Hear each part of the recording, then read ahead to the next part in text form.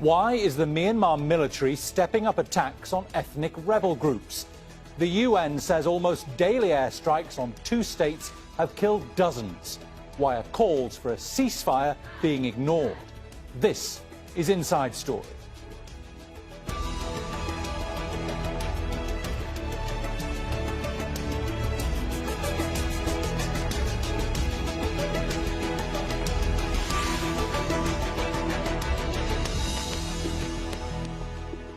Hello, welcome to the programme. I'm Bernard Smith. There's been much attention on the Myanmar military's campaign against the Rohingya, a crackdown on the mainly Muslim minority described by the UN as genocidal. But over the past few weeks, the Myanmar army has stepped up attacks on ethnic armed groups such as the Arakan army, mainly Buddhist fighters fighting for greater autonomy. Dorsa Jabari reports. Under attack and forced from their homes in Myanmar, these people had to leave their villages in Rakhine State when fighting intensified between government forces and the ethnic armed group called the Arakan army. There was an airstrike. They fired onto our village. Our homes were burned. Artillery shells hit our houses. Soldiers entered our village, and we didn't want to run into them, so we ran away. Attacks have increased in the northern state over the past 3 weeks and in the western state of Chin. The UN says at least 32 people have died in almost daily airstrikes and shelling in both states, where soldiers are accused of burning down schools and homes. Local reports say 8 people died in an attack on a village on Monday. Myanmar's military commanders rejected the allegations as fake. It's been hard to get clear information on what's happening. Further complicating the situation, there's been an internet blackout. I believe it's the longest in the world, in 9 townships across Rakhine and Chin states since June 2019. So that's not far off a year now. The mainly Buddhist Arakan people have been fighting for decades for more autonomy in Rakhine State. That's the same region where the Myanmar army launched a violent crackdown on the mostly Muslim Rohingya minority in 2017. An Arakan army commander told Al Jazeera last year that their struggle had been overlooked because of the plight of the Rohingya. He referred to the Rohingya as Bengali, a term used by the Myanmar government. When there are problems with the Bengalis in Rakhine State, the world paid attention and sympathy to them. We want to beg to the world, please look at what's happening with the Arakan people and feel for us too. Myanmar's military calls the Arakan army a terrorist organization.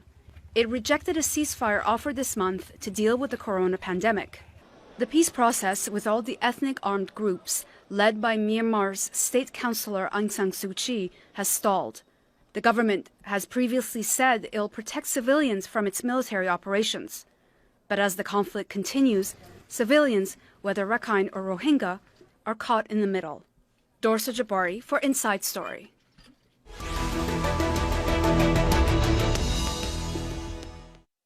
Let's introduce the panel. In Bangkok, in Thailand, we have Phil Robertson, the Deputy Director of the Asia Division at Human Rights Watch.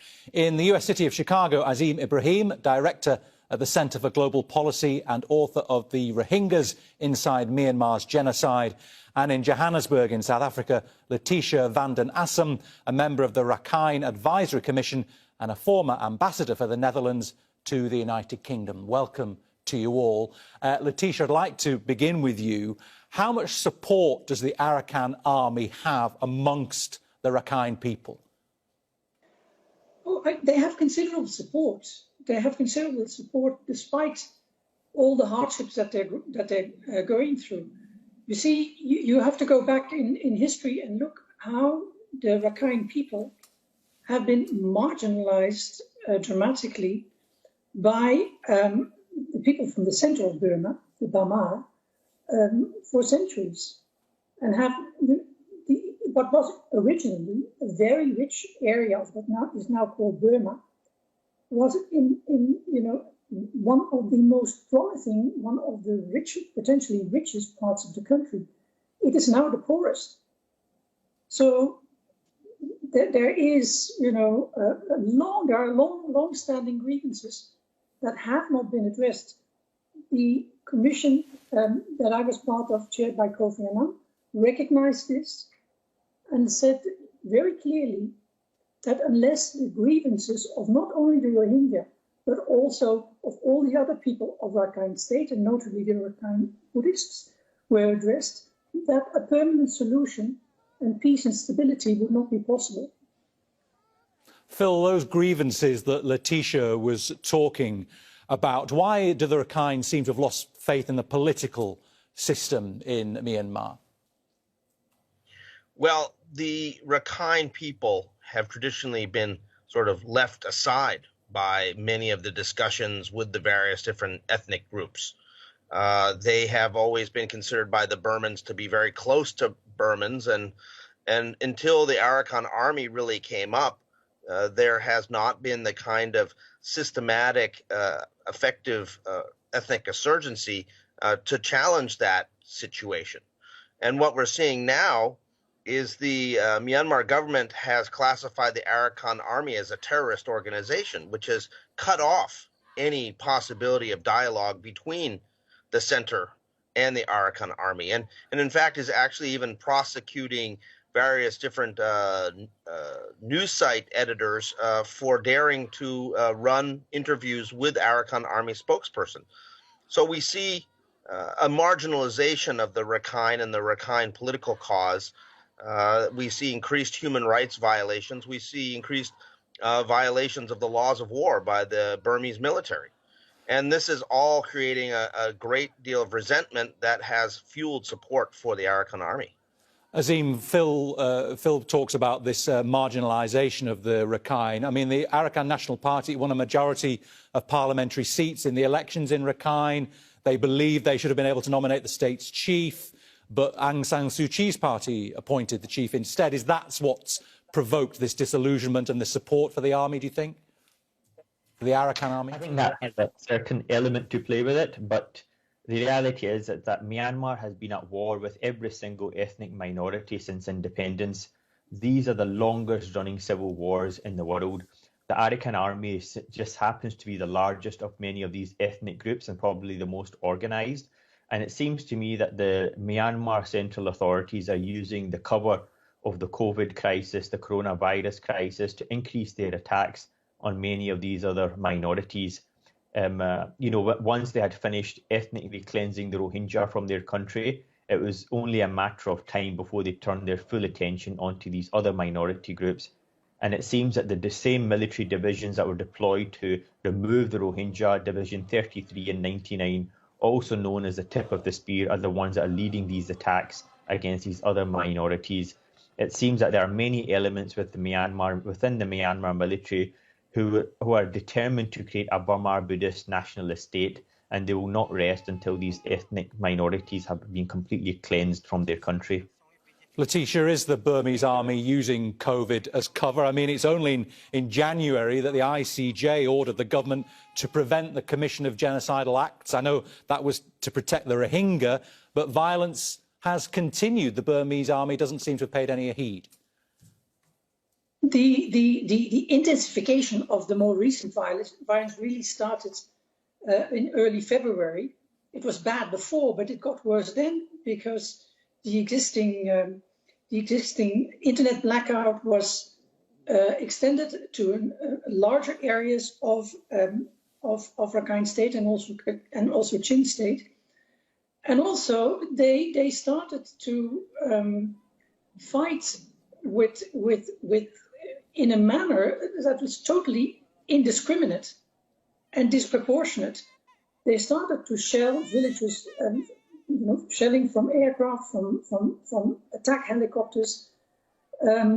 Many of those who died were actually civilians, and many amongst them children. And we've been having these reports on a daily basis. The UN has protested. A number of, I think about 18 ambassadors in Yangon, the capital, have asked for a ceasefire. The UN Secretary General has asked for a ceasefire, and the answer that the military of Myanmar has given is just to intensify their fight. they seem to be in a hurry because the rainy season is starting soon, and it will be much more difficult for them to gain ground once the rainy season starts. And but Phil, it's really intensified. It's under this cloak of darkness of the internet lockdown, but also under the cloak of darkness of the world's attention to COVID and not so much to what is actually happening there.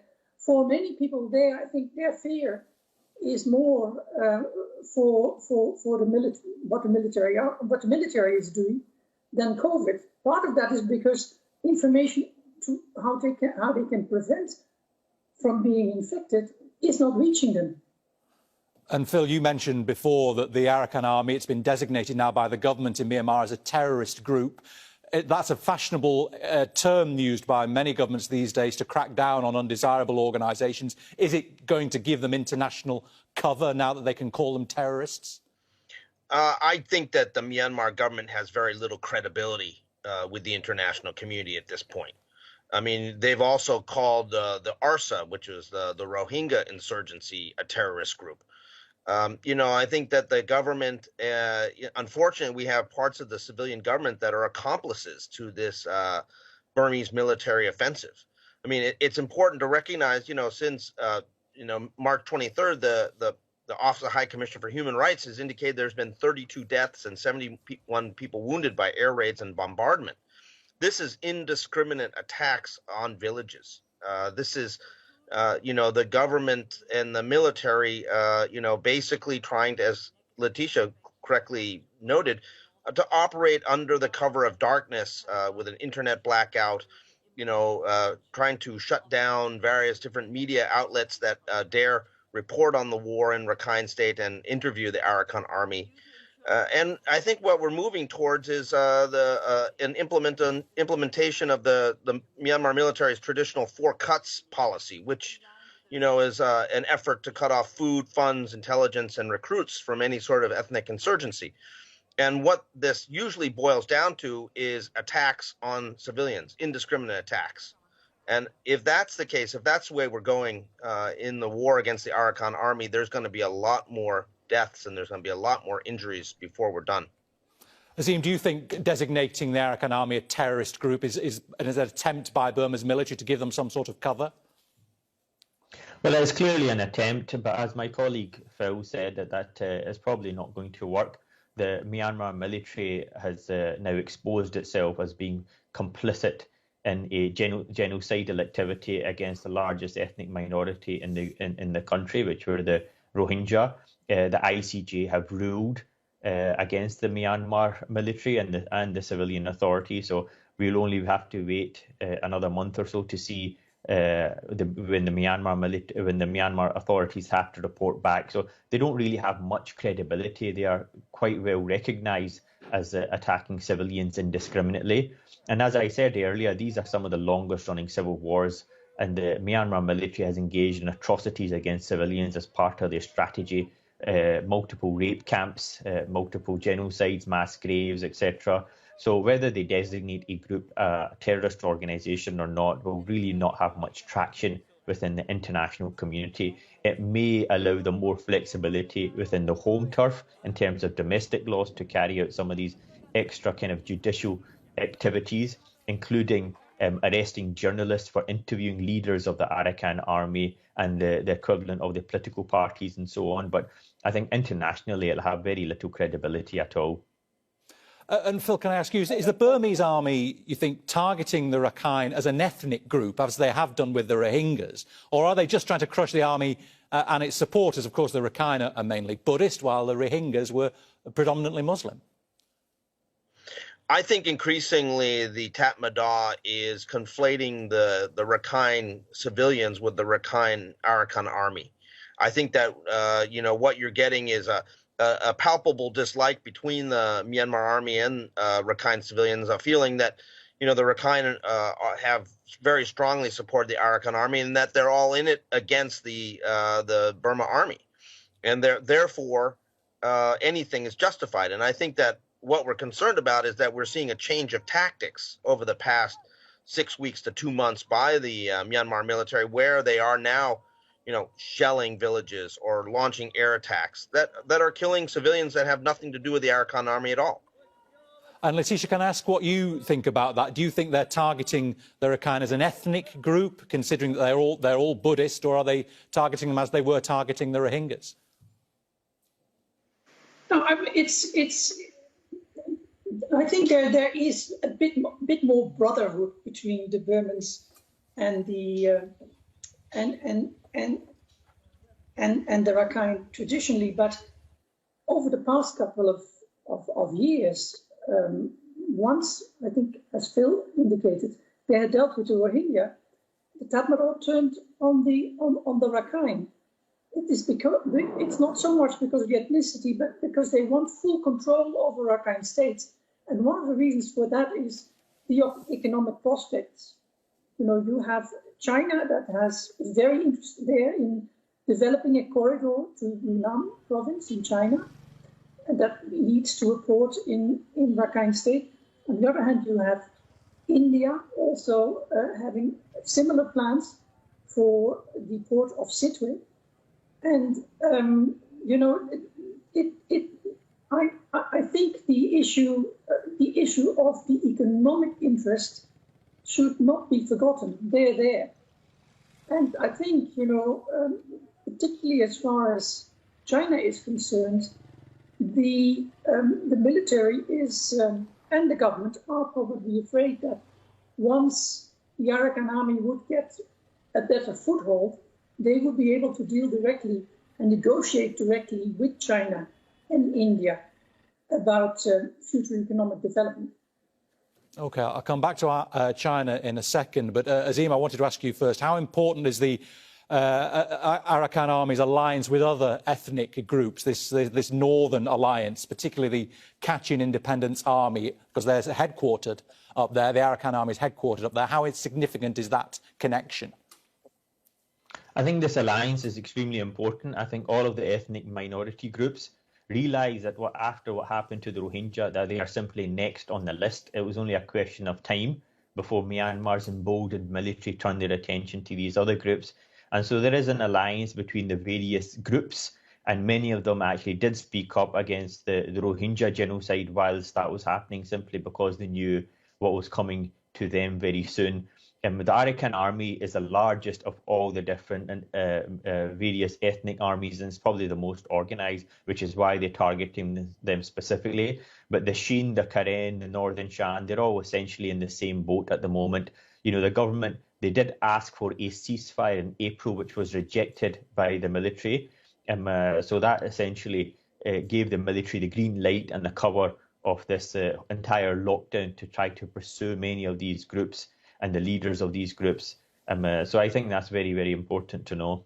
Phil, what's this telling us about the relationship between the government and the military in Myanmar? What the military is doing has needed government approval, hasn't it? Are they singing from the same hymn sheet, or are there differences? Well, under the 2008 Constitution, the Burmese military has a great deal of autonomy in how it operates in issues of national security, which, of course, they would label what's happening as Rakhine State as a national security issue. But we've not heard any objections from Aung San Suu Kyi or from the ruling National League for Democracy. We have not seen any concerns expressed by the civilian government about what is happening to the internally displaced persons. There's now over 160,000 ethnically displaced displaced ethnic Rakhine people. We've not seen anything from the civilians. So, I think that the civilian government in some ways is really an accomplice to this. They are quite concerned that they will lose Rakhine State again in the election that is scheduled to happen in November 2020. That the Rakhine will be, again, voting for an ethnic party over the National League for Democracy. And I think that therefore, they are, looking the other way as the Burmese military does its work against civilians in Rakhine State. Letitia, do you see that the government is an accomplice to what the military is doing in Rakhine State? It is. An internet blackout cannot take place without the Ministry of Communications instructing the providers to cut down in a certain area. The declaration of the Arakan army as a terrorist organization required the approval of the president. So, the issue is also that even though over the last couple of weeks, Aung San Suu Kyi has gone on paper instructing everyone in the government and in the army not to do anything that would continue the genocide which has been taking place in Rakhine State against the Rohingya for a long time. In effect, what is happening on the ground is very much a continuation of that genocide. Let's be clear. I mean, all Rakhine's people are suffering at the moment. Just last week, an excellent report came out by the Independent Rakhine Initiative, which looks at freedom of movement for the people of Rakhine State. It clearly sketches that the situation for the Rohingya is worse, but it also shows that since late 2018, all the other people in Rakhine State who suffer very similar fates. It is becoming very similar to what's been happening to the Rohingya for decades. OK. And Azim, I'd just like to touch on China, if I may. There's been significant Chinese investment in Rakhine State, but it's got a deep-sea port, it's got a pipeline, a gas pipeline. But this 27 government-backed commission that Letitia was on, in fact, reported that the profits were going to China and to the central government. They weren't being enjoyed by the people in Rakhine State. What influence could China have over this? Is it interested in having influence over this? Well, this is the characteristic of China's Belt and Road project, is that China uses its own labourers, it's using its own finance, and the local communities benefit very little from any sort of Chinese investment. This is just part and parcel of how they actually operate. China has much larger goals than just economic within the region. Access to Myanmar gives it access to the Indian Ocean and the Bay of Bengal, and they can thus surround their nuclear rival, India. China has ambitions to be a global superpower, but before it can become a global superpower, it must become a regional power, and that means keeping its nuclear rival, India, in check, and they can avoid the Straits of Malacca and have access to the Indian Ocean. So Myanmar is a geopolitically very strategic location for China to have access to. So there's much more to the calculations than just economic benefit. Phil, is it in China's interests to try and influence what's going on in Rakhine at the moment, to try and bring stabilisation there, considering the importance of the area to it? I think that China does have an interest in seeing some degree of stability. But on the other hand, they also have a very tenuous relationship with the Burmese military. It's important to recall that China is also the key backer of some of these Northern Alliance groups, particularly the United Wa State Army, which is a group that controls a huge swath of Burmese land in Burma on the China border. And so China is playing it both ways. They're in some ways trying to entice cooperation, but they're also willing to use proxies to pressure the government for cooperation. I think ultimately, they've said that they're going to try to solve the Rohingya problem as well, trying to get the Rohingya to come back. They're trying to broker some sort of deal between Myanmar and Bangladesh. Nothing has really happened on that. And I think also they want to be seen as the brokers to try to involve in trying to create some stability, particularly in the areas where their pipeline is currently placed through Jokpyu and going up out of Rakhine State. All right. OK, we are unfortunately out of time, so we'll have to leave it there for the moment. But I'd like to say thanks to all our guests, Phil Robertson, Azim Ibrahim and Letitia van den Assem. And thank you too for watching. You can see the programme again anytime by visiting our website, aljazeera.com. And for further discussion, go to our Facebook page. That's facebook.com/AJ Inside Story. You can also join the conversation on Twitter. Our handle is @AJ Inside Story. From me, Bernard Smith, and the whole team here in Doha, bye for now.